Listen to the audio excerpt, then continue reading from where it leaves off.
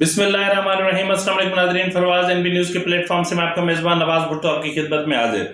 नाज़रीन, लम्हा ब लम्हा सूरत हाल तब्दील हो रही है, लम्हा ब लम्हा फैसले तब्दील हो रहे हैं, लम्हा ब लम्हा मूड और मिजाज तब्दील हो रहे हैं, लम्हा ब लम्हा लफ्ज़ों में तलखी बढ़ती जा रही है, लम्हा ब लम्हा हक़ाइक़ से पर्दा उठ रहा है और लम्हा ब लम्हा सच है कि बेनकाब होकर सामने आता जा रहा है। ताहम इस सच को अगर दबा दिया जाता है, अगर छुपा दिया जाता है, तो फिर एक बहुत सारे सवाल खड़े होंगे और वो सवाल ऐसे होंगे कि हर निगाह यानी हर आंख में वो सवाल होगा, हर जबान पे वो सवाल होगा, हर सोच में वो सवाल होगा। जी नाजरीन, मैं 9 मई के वाक़यात की बात कर रहा हूँ। तो 9 मई के मामले को इस्टेब्लिशमेंट ने इसको अब दबा के रखने का जो फैसला पहले किया था कि जो इंटरनल मामलात हैं उन पर पर्दापोशी करने की जो कोशिश या फैसला किया था, अब उसको तब्दील कर लिया गया है। तो नाजरीन, तवक्को की जा रही है कि पीर के रोज या फिर मंगल के दोपहर तक एक बहुत बड़ी प्रेस कॉन्फ्रेंस होगी। उस प्रेस कॉन्फ्रेंस में क्या होने जा रहा है और किस किस का के जो है वो मामलात सामने आएंगे, उस पर भी हम तफसील से बात करेंगे और बात करेंगे जनरल फैज हमीद के अंजाम के बारे में। और इसके अलावा एक खेल है जो इस्टेब्लिशमेंट खेल रही है और एक खेल है जो हमारी अदलिया यानी चीफ जस्टिस उमर अता बंदियाल खेल रहे हैं। अब ये जो खेल खेले जा रहे हैं ना, ये खेल मतलब हमारी मुल्की सलामती के लिए किस हद तक मुफीद हो सकते हैं, किस हद तक नुकसानदेह हो सकते हैं, इन पर हम आज बात करेंगे। और बात करेंगे कि वो कौन था जिसने 100 जूते भी खाए थे और 100 प्याज भी खाए थे। तो नाज़रीन, इन तमाम उमूर पर हम तफसील से बात करने जा रहे हैं। अगर आपको हमारा व्लॉग पसंद आए तो मेहरबानी करके इसको सब्सक्राइब करना, लाइक करना और शेयर करना मत भूलिएगा और बेल आइकन दबा दीजिएगा ताकि आप तक हमारे बर वक्त व्लॉग्स पहुंचते रहें। नाज़रीन, अमूमन ये सवाल उठ रहे थे, हर जगह ये सवाल उठ रहे थे, यहाँ तक कि अदलिया में भी ये सवाल उठ रहे थे, लेकिन अदलिया में ज़ाहिरी तौर पर खुलकर सवाल नहीं किया जा रहा था। तो बहरहाल इस चीज को अब महसूस किया गया कि अदलिया को दो टोक अल्फाज में एक ऐसा पैगाम दिया जाए कि जिससे अदलिया को भी अंदाजा हो कि 9 मई के मामले पर इस्टेब्लिशमेंट कितनी सीरियस है। और इस मामले पर यानी ये फैसला किया जा चुका है कि 9 मई के मामले को मंतकी अंजाम तक पहुंचाया जाएगा। नाज़रीन, आपको याद होगा कि सबसे पहले इसी प्लेटफॉर्म से मैंने आपको बताया था कि 9 मई महज एक कोर कमांडर्स हाउस या GHQ के दरवाजे तोड़ने या ये मामला नहीं था। 9 मई बुनियादी तौर पर पाक फौज के अंदर बगावत थी और बाहर TTP और PTI और जो दीगर मुल्क दुश्मन अनासिर थे वो बाहर एक खेल खेल रहे थे और उस खेल की आड़ में अंदर एक खेल खेला जाना था जिसको नाकाम बना दिया गया। तो बहरहाल सवाल ये उठ रहे हैं कि सिर्फ सिविलियंस का मामला ही क्यों जो है वो कोर्ट मार्शल के लिए बार बार आता है। आखिर सिविलियंस को फौजी का मिलिट्री ट्रायल है, उसके मामले पर सुप्रीम कोर्ट में 4 दरख्वास्तें दायर हो चुकी।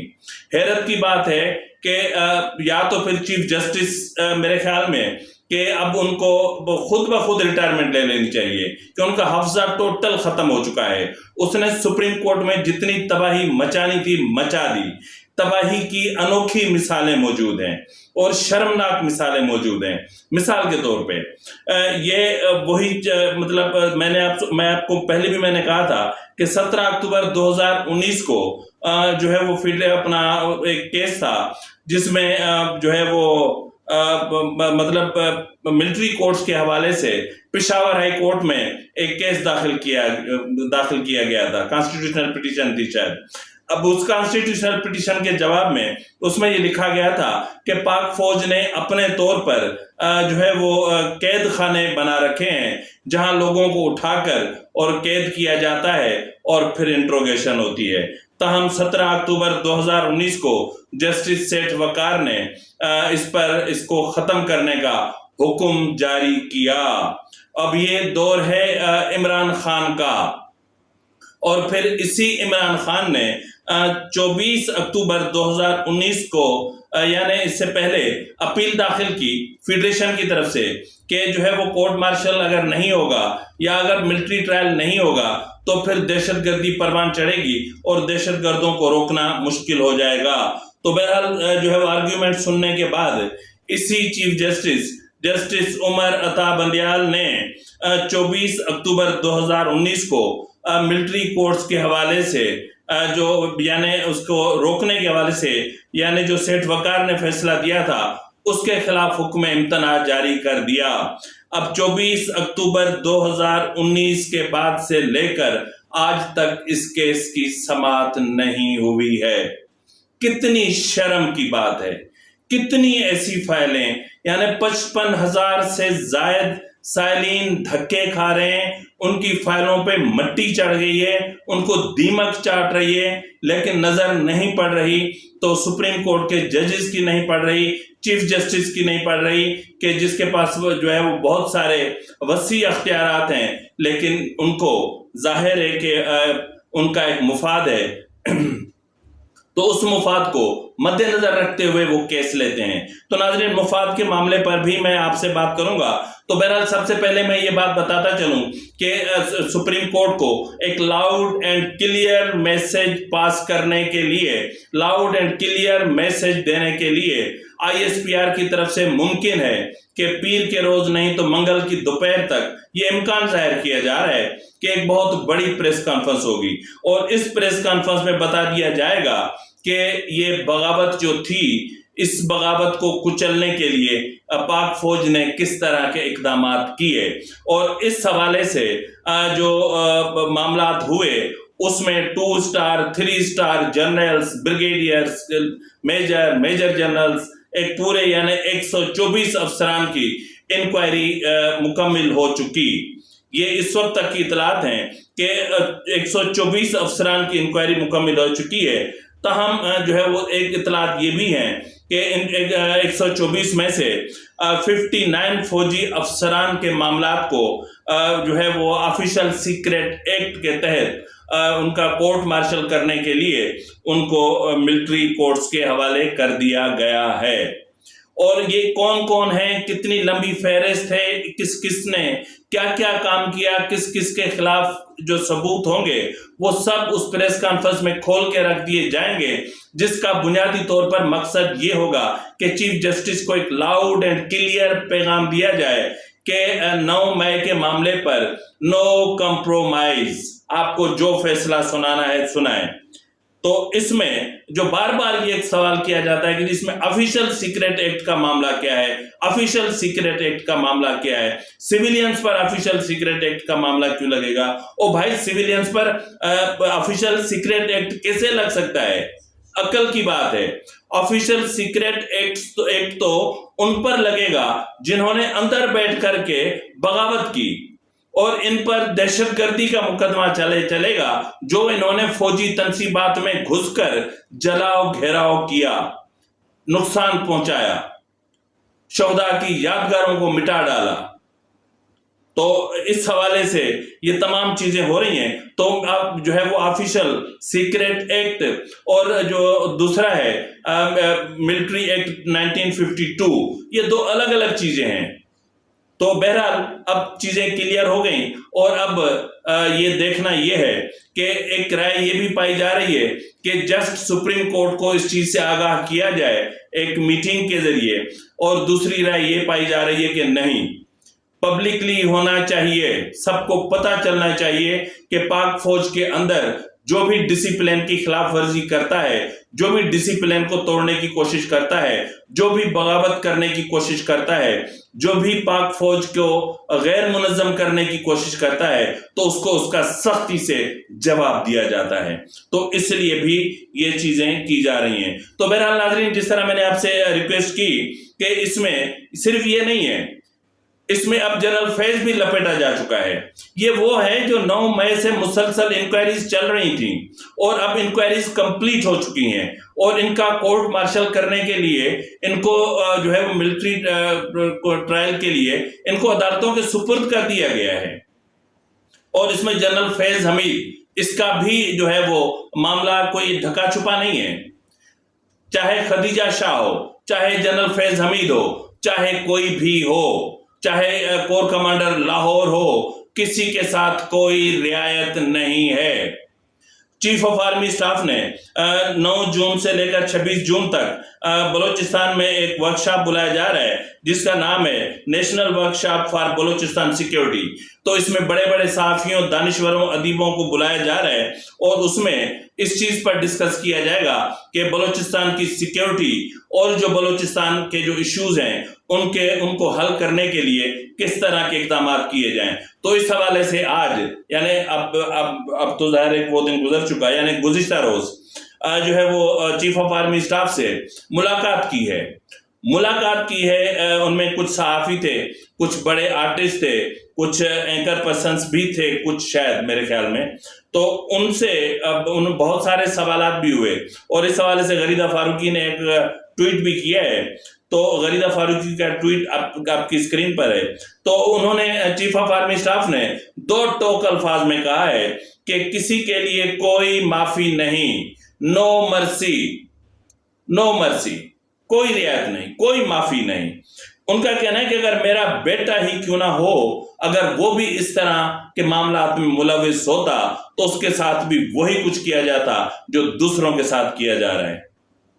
اور انہوں نے کلیئر کٹ کہا کہ 9 مئی کے معاملے کو منطقی انجام تک پہنچا کر چھوڑیں گے. ناظرین، ان سے سوالات بھی ہوئے اور ایک سوال ایسا ہوا کہ جس کا جواب چیف آف آرمی سٹاف کو تھوڑا سا تلخ لہجے میں دینا پڑا. وہ سوال یہ تھا کہ انہوں نے پوچھا کہ مطلب کیا فائدہ، جو کچھ ہو رہا ہے، جو گرفتاریاں ہو رہی ہیں، جن کو جیل بھیجا جاتا ہے، جن کو گرفتار کیا جاتا ہے، جن کا ریمانڈ لینے کے لیے جب عدالتوں میں جایا جاتا ہے تو پھر سب کچھ ختم ہو جاتا ہے اور آپ اتنا سب کچھ کر رہے ہیں اور چیف جسٹس عمر عطا بندیال جو ہے وہ اس پہ حکم امتناع جاری کر دیں گے منگل کے روز، تو پھر کیا ہوگا؟ تو یہ جو جج صاحبان ہیں یہ کیا مطلب کس طرح کی چیزوں کو دیکھ رہے ہیں؟ تو اس پر چیف آف آرمی سٹاف نے 2 ٹوک الفاظ میں کہا کہ ججز جو کچھ کر رہے ہیں وہ نیشنل انٹرسٹ میں نہیں کر رہے، وہ پرسنل انٹرسٹ میں کر رہے ہیں.